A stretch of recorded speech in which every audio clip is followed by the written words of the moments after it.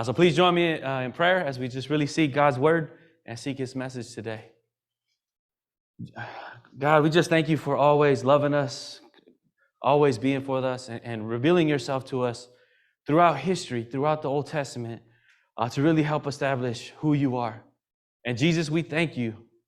Even though we did not truly understand our Father, you were willing to come down to remind us of who he is and all that he does and how much he loves us and how much he was willing to do to have us in his family. And so, Jesus, we just pray that you continue to open our hearts to your actions, to your words, and really to the vision that you wanted us to see for our Heavenly Father. And so we just pray all this in Jesus' name. Amen. All right, so we concluded Romans, and we're now into a new book, or a new thing that we're going to cover, is Psalm 119. So Psalm 119 is actually the longest psalm in the Bible, right? And the reason why is because it basically has the whole Hebrew alphabet. And every single letter is used to describe who God is, right? So it's kind of like when you teach a child the alphabet, right? You have something that goes with it. A is for apple, B is for bear, C is coconut, right? Things like that. You're always trying to help them understand it, and you're giving them an image, a picture, to help them remember it. Psalm 119 is what they used to raise their children back then, right? It was like, the most important thing is to know God. And this is the foundation to your life, the foundation to everything that you'll do. And so every single letter, it represents who God is.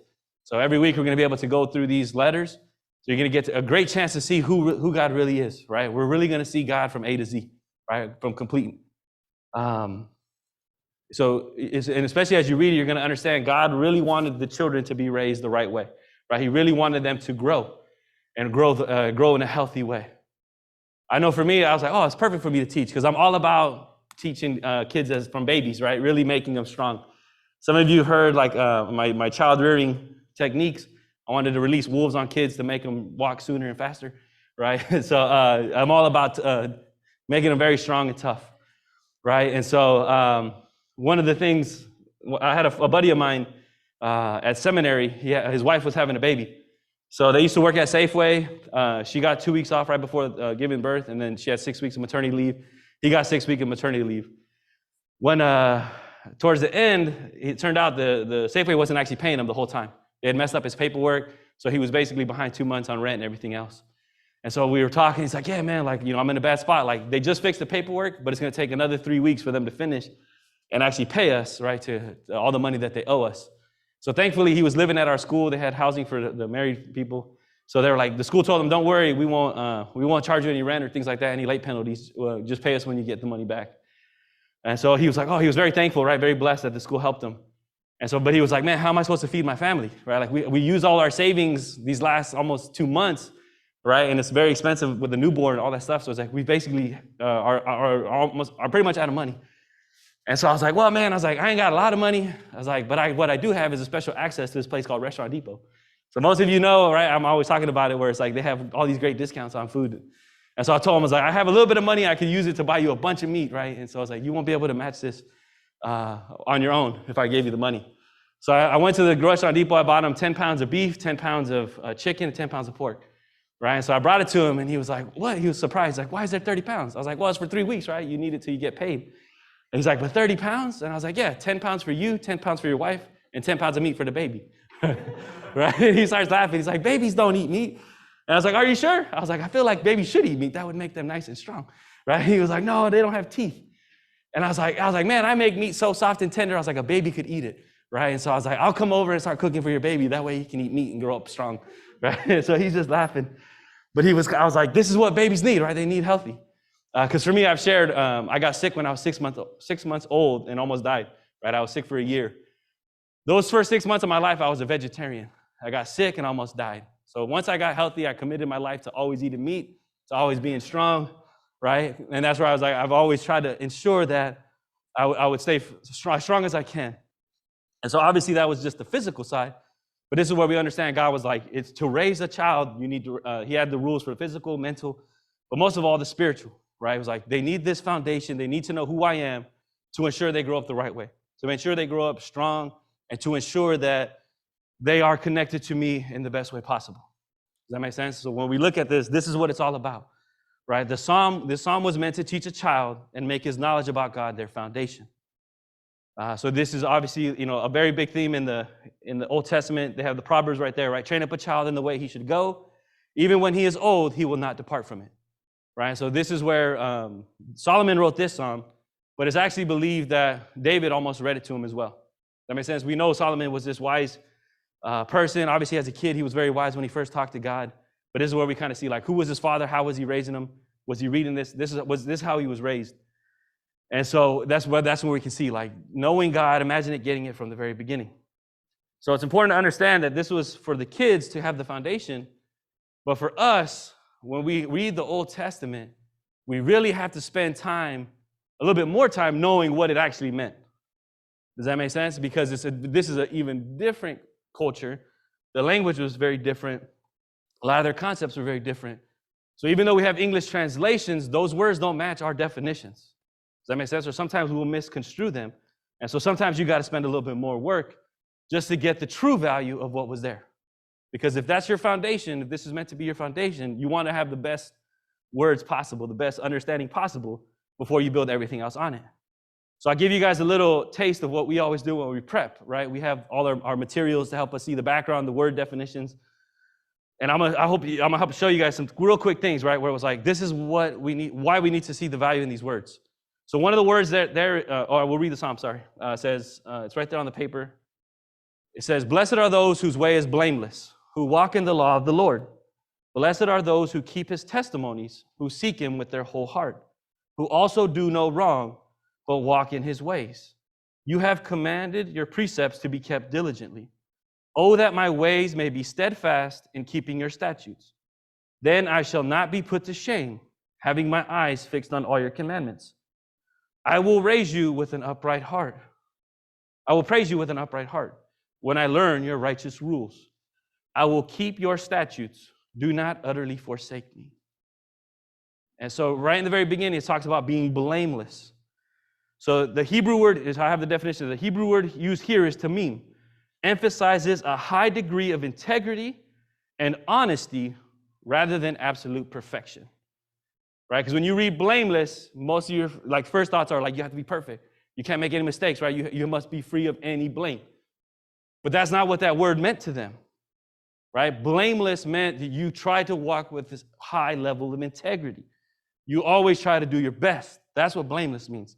So even if you made a mistake, it was accidental, or you weren't trying to do it. Does that make sense? Because even if you think about the Old Testament, they had a whole sacrificial system when they messed up, which means God knew they were going to mess up, and so it wasn't like that was a disqualifier for them. Does that make sense? He built in naturally saying, you guys are going to make mistakes. So for us as Christians, we're always like, we have to be perfect. When you read the Old Testament, you're like, these words are telling me I have to be perfect. And sometimes you're like, well, the New Testament says we can't be perfect. That's true, but perfect meant something very different to God. And you'll know that more if you read the Old Testament and you see what these words meant. His blameless meant you're always trying. Does that make sense? Because even with the blameless, it says who does no wrong, right? So this word wrong, the Hebrew word is avla. It says it made to know well-established patterns of willful behavior with a corresponding stance toward Yahweh, right? So this is where it's like, if you're doing wrong, it's because you've established patterns to allow you to keep doing wrong. Does that make sense? Do you see the difference where it's like, hey, I accidentally slipped. I got angry when I shouldn't have. It was a spur of the moment, all of a sudden I got angry. That's not wrong as far as what God was saying. Does that make sense? But if somebody's like, hey, you should forgive that person. Nope, I'm going to make sure I never forgive them. I'm going to do this, I'm going to do that. And you create a pattern, that's what's wrong. Does that make sense? That's what God saw, where it's like, if you keep creating patterns in your life that allow you to keep doing wrong, that's where it's going to lead you into bad places. Does that make sense? And you're not going to be blameless if you've created these patterns. Even though you know it's wrong, you create patterns for you to keep doing it. Does that make sense? And so this is where we see like this, the way God viewed how they're supposed to walk, how they were going to mess up. He had a lot of flexibility in that, right? He had some compassion. The grace, compassion, mercy was built right in the very beginning. And this is what they were raising their kids with, right? Because that's why I said this is what they wanted to teach the kid from the very beginning. You're going to try to draw as close to God as possible.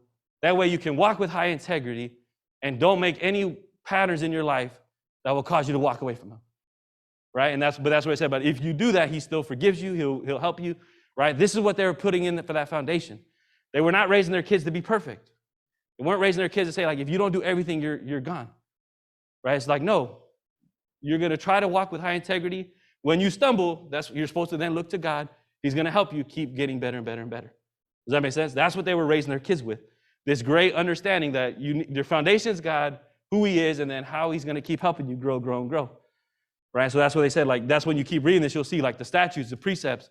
Once you understand that God loves you and wants what's best for you, then you would really rejoice at all the laws and things that he's created. Does that make sense? You'll understand that he's trying to help you out the most. And so as we move from that background, understand this is the foundation. Obviously, we just covered Romans, where we talked a lot about being free from the law. And so when you read Romans and then you read Old Testament, sometimes they seem like they're in a contradiction, right? And that's where you have to be like, the Bible does not contradict itself. So it's kind of like, what are we missing? Paul talks about you're free from the law as far as earning your salvation. Does that make sense? You cannot follow the laws to earn your place in heaven because you will always fall short, and that's why you need Jesus. Jesus is the one that always will drag you across the line. But the laws of God never go away. Right? The laws of God, as far as what is right, what is wrong, what we're supposed to do, never changed. And so the thing to understand of why these two are in contradiction, how we understand them to help them understand how they line up, God's purpose for the law never changed. God's purpose for the law was that so that we love others the way he would. Right? This is where it was kind of like when we're reading this, we understand this is like God's laws were always meant to help us love everybody the right way. So if you look at right there, right, this was Jesus's teachings, Matthew 22, 36, 39. They asked him, what are the great commandments? Right? Which is the greatest commandment? He said, you should love your God with all your heart, with all your soul, with all your mind. This is the great and first commandment, and the second is like unto it. You shall love your neighbor as yourself. On these two commandments depend all the law and the prophets. So this is where Jesus was obviously explaining to them where it was kind of like, hey, everything's wrapped up in these two commands, right? If you think about the 10 commandments, the first 4 are all about loving God. The last 6 are about how you love others, right? So that's where it was kind of like, if you're to love others, you got to love God first to make sure that his standard is your standard. Because if it's not, then you're not going to be able to do the other 6, right? Or you won't want to do the other 6. Even as we look at Jesus in the very beginning, Sermon on the Mount, it says in Matthew 5, he says, do not think that I came to abolish the law or the prophets. I have not come to abolish them, but to fulfill them. For truly I say to you, until heaven and earth pass away, not an iota, not a dot will pass from the law until it all is accomplished. Right? So this is where the iota dot is kind of like the way the Hebrew letters are written. There's all these little dots underneath and all these little lines and things like that. Right? And so this is where he was saying, like, none of those dots will ever change. None of those things, right? It's kind of like our apostrophes, our commas, periods, things like that, right? None of the grammar would ever change. And so this is where we see the law never changed as far as what's right. As far as we have to love God, we have to love others, right? So especially when we're going to keep reading Psalm 119, you're going to hear the law mentioned over and over again, because these two things have never gone away. Does that make sense? We always have to love God, and that's what helps us love others. So to me as Christians, when we hear the law, there's a lot of thoughts that come up, right? When you guys hear the law, does it make you feel positive, or does it make you feel kind of like, ooh, it can be negative? Is that positive? Anybody? When you hear the law, does it make you feel positive? I'm not surprised at that hand that I saw, right? But this is where I said a lot of people are always like, why is this left out? Or, sometimes the laws hurt these people or things like that. But have we ever really looked at all the laws that God has? Do you understand how comprehensive his laws are and what they were meant to accomplish? Right? Because that's what we're talking about. Like, what was the purpose of it? So I put some laws down there that you didn't know about, right? Because I know there's some laws that you could probably bring up that you're like, I don't agree with these. But how about we look at some of the ones that most people don't follow, but are some of the best laws God has, right? So one of the laws God has is that you always had to give to the poor when they asked, right? This is his command. Anytime somebody asked, you had to give to them. This is right here sandwiched with turn the other cheek. So most Christians like to quote that, right? You got to turn the other cheek. In that Sermon on the Mount, he says, you have to turn the other cheek. Then he says, when somebody sues you for one of your coats, give them 2 coats. And it says, if anybody ever asks, you have to give it to them. Does that make sense? How many of us always give to somebody that asks? Or do you say like, oh, what are they going to use it for? What are they going to do with it? Right? Most people don't even carry cash anymore. Right? And that's your excuse. Oh, I don't have cash. I would give it to you. Why don't you have cash? God says you have to take care of them.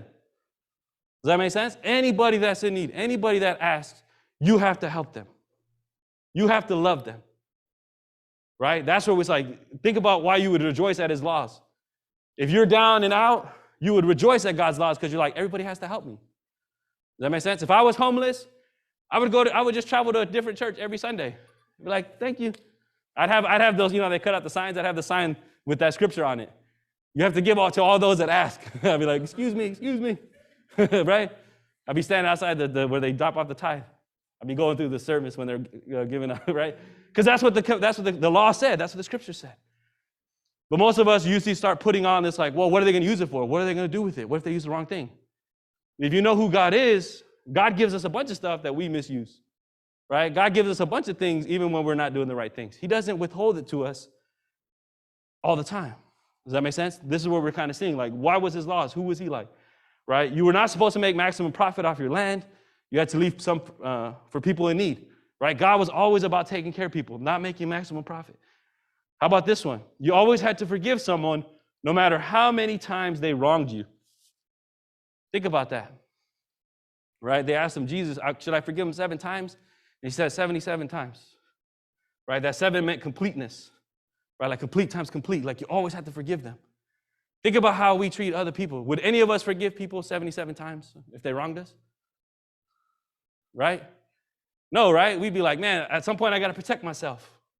At some point, I got to think what's wise. What does God say? I forgive you over and over and over again. Right? He said 77. I was like, God has forgiven me well over 76 times. Right? I was like, I'm glad that's not a mathematical formula. Right? It's not a mathematical number. It's an imagery of like true completeness, like completely, you always have to forgive somebody. Well, that's where we see God's law of like, I always will forgive somebody if they ask for it. If anybody repents, I will always forgive them. That's who God is. That's what his law was. And so that's what we see. Like if you think about that, if you're always making mistakes or you always fall short, or like we said earlier, you made those patterns to keep making mistakes, and you finally realize, hey, I want to change. Most people, like we said, won't give you that benefit of the doubt. Most people wouldn't help you, but God said, I will always help you. That makes sense? Every single time, no matter how many times. You had to love your enemies. That meant doing good for them and caring for them, right? It wasn't just like in your heart, love them. It's like actually do physical things to help them, right? Help them get whatever they want. Right? Because most of us, if you have an enemy, do you want them to get promoted? Would you help them do all these other things? Probably not, right? Somebody was mean to you, you would not help them in any way. But this is where we see God's law was like, everybody's supposed to be taken care of. Everybody should be helped. Everybody's mine, right? So, and then you had to take care of the orphans and widows like they were your own. All these laws of God's are always like, take care of people. Take care of anybody that needs it, right? That's why people rejoice. Because if you're an orphan or a widow, you lost somebody, right? You lost something. You're alone. So when God's law says everybody has to help you because you can't help yourself, of course you're going to rejoice. Does that make sense? It was like, man, these laws are fantastic. You had to judge everything fairly. You could not bend the rules for your loved ones. There's so many scriptures about having a balanced judgment, right? Like you cannot ever waver from that. Every one of us that's ever been cheated out of something or somebody judged it because they knew somebody or they were more connected or they were more friendly, right? Or things like that. It sucks to be on the opposite end of somebody being unfair, right? Or judging it based on something else that you can't control. That's where we see God was always like, I'm going to balance it. I'm going to do all these things. It always has to be fair for everybody. One of them was God's law of like you had to create sanctuary cities to protect those who accidentally killed somebody, right? Has anybody ever read that, the sanctuary cities in the Bible? All right, so basically, Jesus corrected this, right, with the whole eye for an eye, tooth for a tooth type thing. But basically, obviously, murder was wrong, right? So if you killed somebody, flat out murdered them, there was obviously a punishment for that, right? And death was the penalty. But if you accidentally killed somebody, most families would still want to kill you, right? If say your horse ran away, right? You're driving a carriage, your horse ran away, you couldn't control it, accidentally ran over somebody and killed them. It's an accident you couldn't control. It was your horse that did it. But the family who lost somebody, they would want blood for blood. Does that make sense? They'd be so angry, they're not going to forgive. They'd be like, I want to kill that person. It's just the natural rage that's happening from this event, right? So the way God's law is that if that happened, if you accidentally killed somebody, you would flee to a sanctuary city. In that city, nobody could touch you until you went to trial.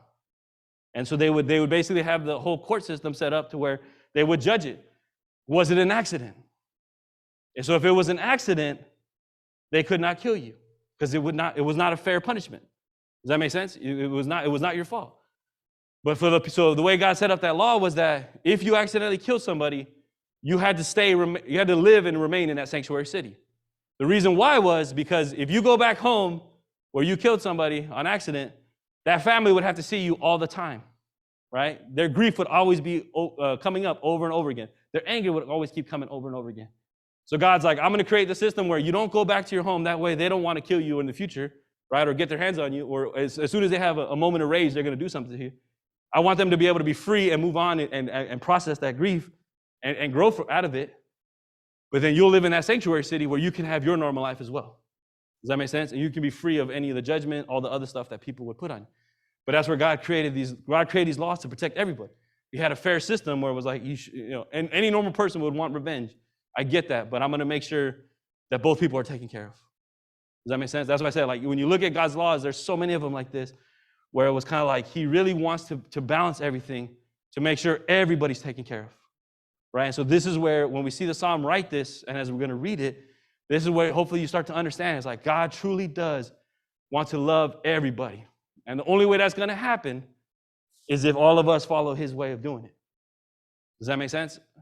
And so as we look at this, the next thing that we're going to look at is that we can, especially for us currently, we cannot judge God before we know him completely. Right? So this is where for kids, they're getting it from the very beginning. Their whole life they know about God. For us as Christians, this is very difficult because most of us come in once we're already older. Right? Most of us are already 20, 30 years old, right? We already have our way of thinking. We already have a lot of ways to think like this is the way it should happen. Plus, even when we become Christians, there's only a couple things about God that drew us to him, that's why we're following him. So when we hear something that we don't like about God, we're kind of like, man, that's wrong. I don't want to follow that. But you've never gotten the full thing. You don't know who God is fully. Does that make sense? And so all of a sudden, you have a problem with God because you don't know him yet. Right? So this is where we're trying to look at the way they used to raise these kids, how they developed a foundation for them. And as Christians, we got to say, I need that foundation as well to understand everything that God says and why he does what he does. Does that make sense? So this is why I have all that. I created this little alphabet for you guys, right? So it's to me, this is how I see God revealing himself. Obviously, you can pick a lot of different letters for it. But it's important to understand that there's a completeness to God. And when you see the completeness of God, it helps you understand why he does what he does or how he does it. Because one of the letters that most of us probably have an issue with is God's wrath, right? We talked about it in Romans. We covered God's wrath. Some people are like, why does God have to be wrathful? Or why would he do this? How can he be loving? Things like that. So we only focus on that one letter, that one attribute of God, that he does that. But when you actually look at God as a complete, and you start putting all the letters together, you start to think, okay, now I understand why he's wrath, where his wrath comes from and why it's needed. So I always say, like, if you're using the word W, right, God's about to use his wrath. He uses like a wrath flower, all right? So he has wrath, but all the other parts of him are part of it. He's always forgiving.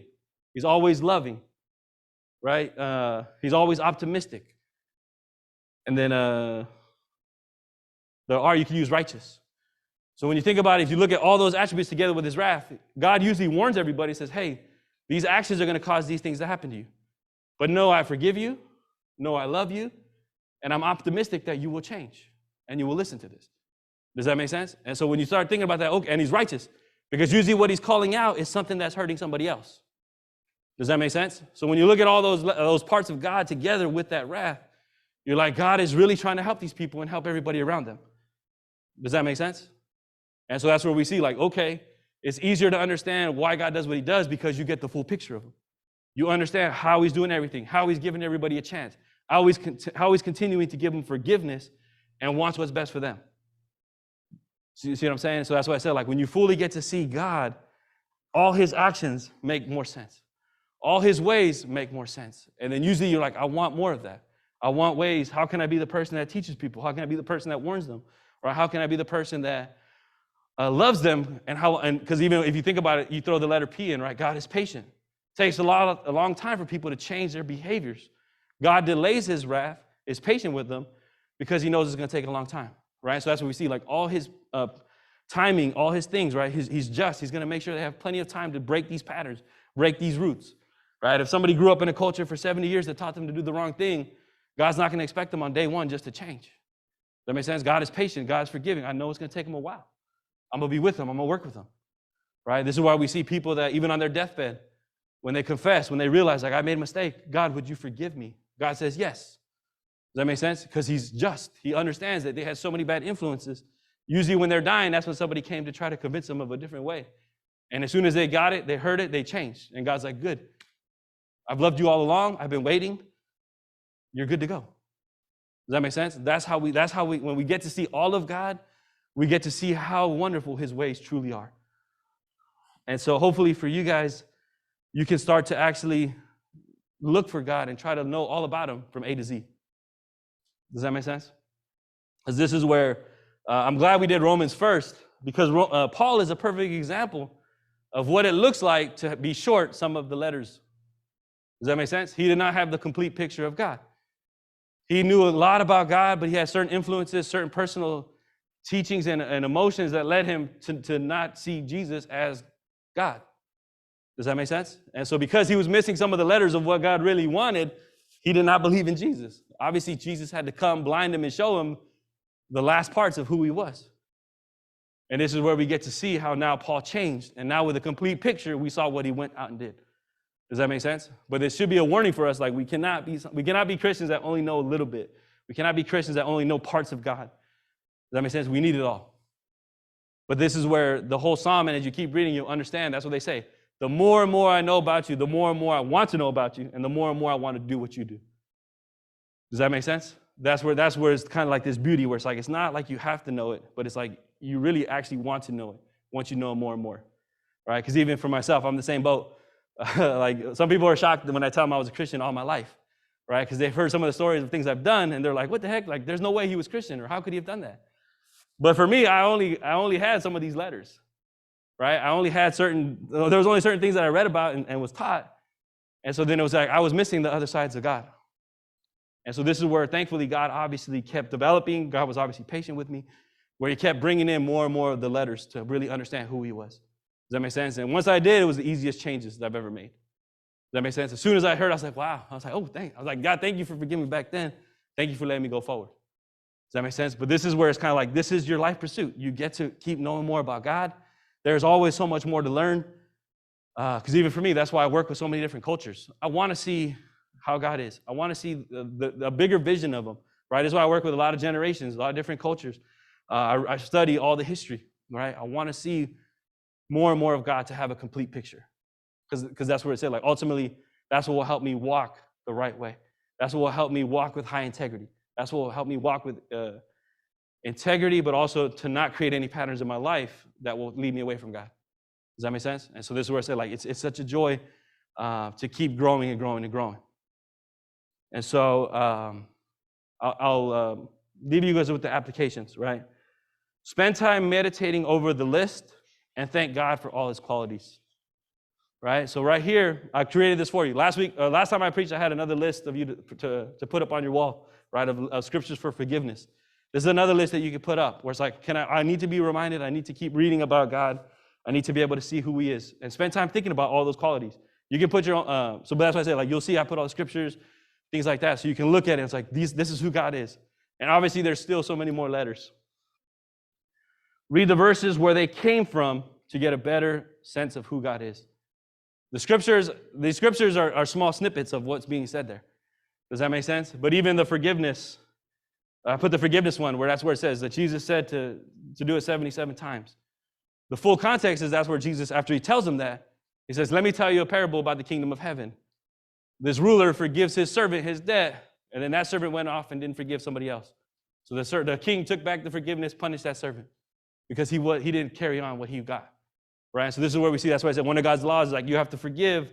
You'll be forgiven the way you have forgiven others. Does that make sense? Like this is where we see God's like not only just wants to forgive you, but he wants to make sure others are forgiven, right? So this is where this is important to keep reading these full contexts, keep reading the full section to really get the picture of God.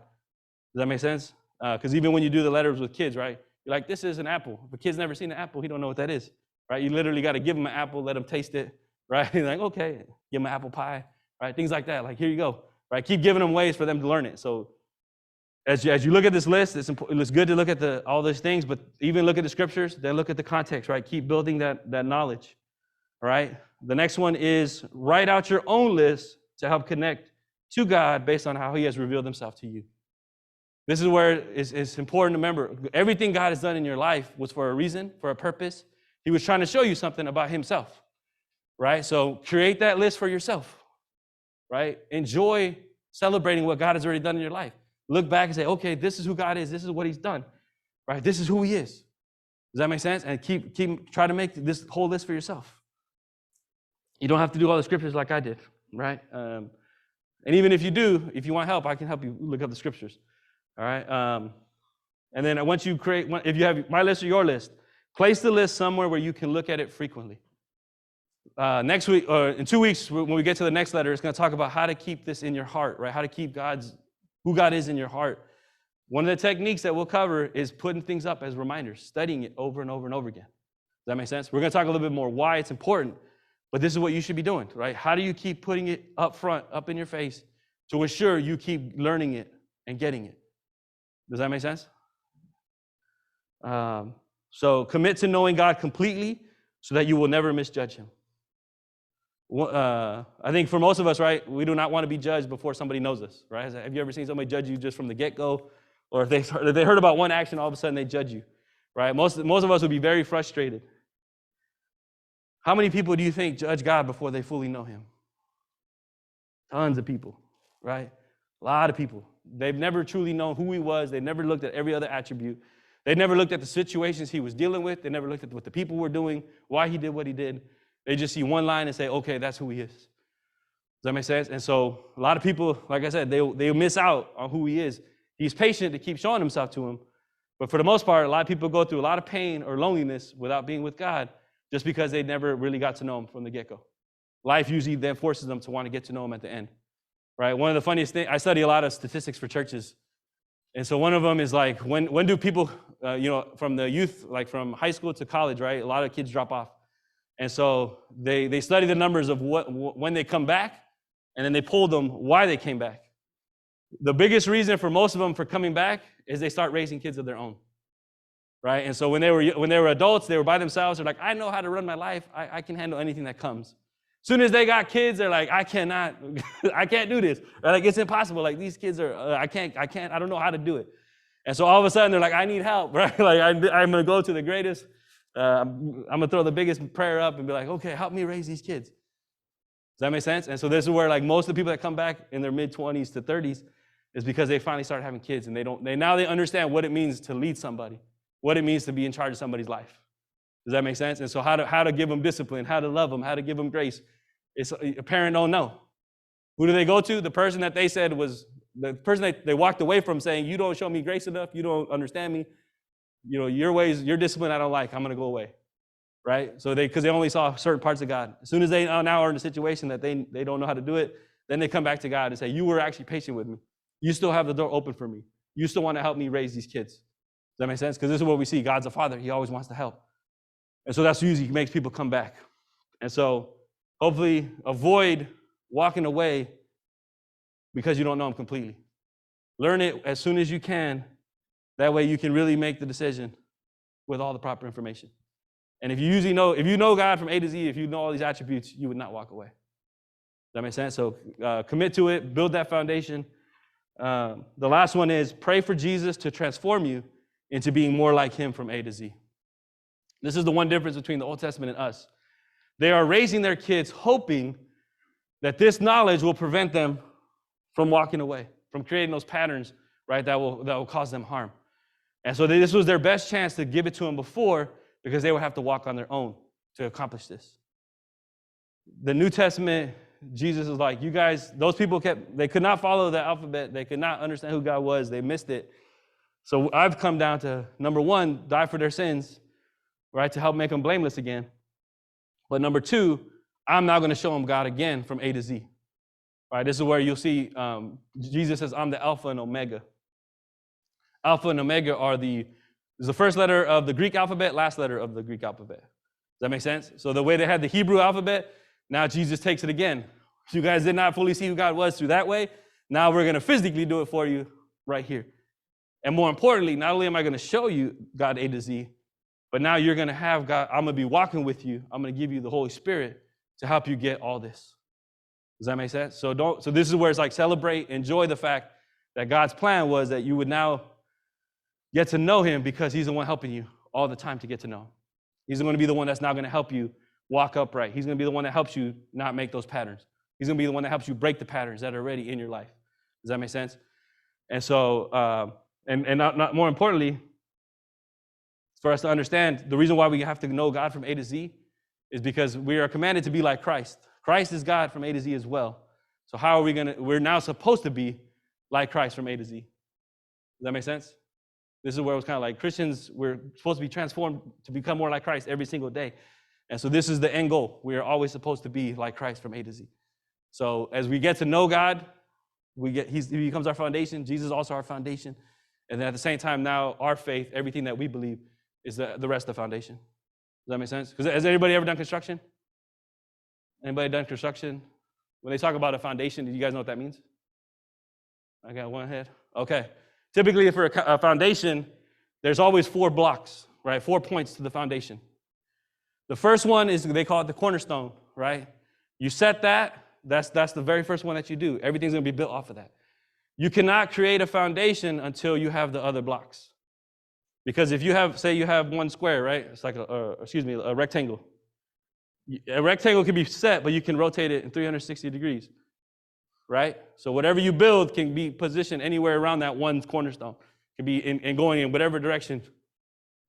But you need the other foundations to actually set it and say, this is where it's going to be. One here, one here, one here, one there. Does that make sense? And that's how you make the building. You have to have the 4 foundations. So this is where for Christians, it's like God was always the foundation for everybody. They didn't get it. Jesus comes along and says, now we're going to set you guys going this way. You get the Holy Spirit. Now you becoming more like Christ will now be the full foundation, right? Now you've committed to, I want to be like Christ. We're ready to keep going up. We're ready to build up. Does that make sense? So we'll build on that in the future. We'll build on all these letters. But the first start is committing to knowing who God is. Does that make sense? We can't move forward until you really say, I want to know who God is. If you don't, then it's going to be a foundation that goes wherever. It's going to be a building that can start leaning over, things like that. Does that make sense? This is where it's kind of like God wants you to be a straight, upright building. That way you won't fall over time. Does that make sense? So hopefully you're celebrating. Hopefully you're excited to really kind of get to know God every week, to really know who he is completely. Okay? And so it's up to you. None of us can make you learn this. Hopefully we can inspire you to want to learn it. And that's why we'll keep praying that God is the one that does it in your heart to make you keep going letter after letter after letter. All right?